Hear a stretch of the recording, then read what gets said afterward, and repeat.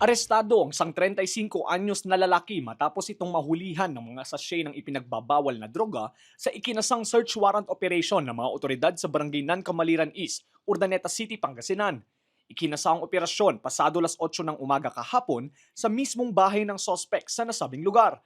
Nasamsam sa sospek ang 3 piraso ng heat-sealed transparent plastic sachet na naglalaman ng hinihinalang shabu na tumitimbang ng 7 gramo na may standard drug price na 47,600 pesos. Kabilang din sa mga nasabat ang iba't ibang mga drug paraphernalia. Kabilang ang sospek sa street-level individual sa usapin ng illegal na droga. Ayon din sa pulisya, matagal na minanmanan ng mga intel operatives ang sospek dahil sa mga illegal na aktibidad nito.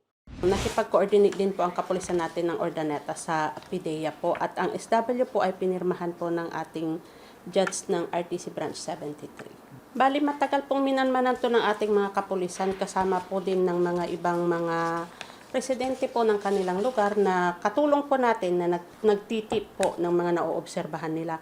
Ang mga parokyano po nito ay mga magkakaiba po, may mga taga-Urdaneta at may mga galing din po sa mga ibang lugar.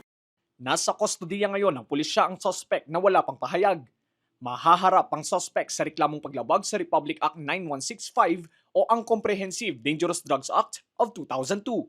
Hindi po titigil ang ating kapulisan, lahat ng kapulisan, lalong-lalo na po ang inyong kapulisan ng Urdaneta, upang labanan po ang anumang krimen at i-monitor po ang mga masasamang gawain.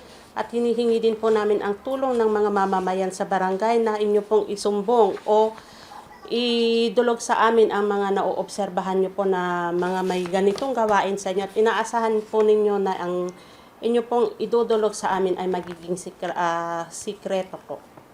Confidential. Lester Narag, Balitang, Solid North.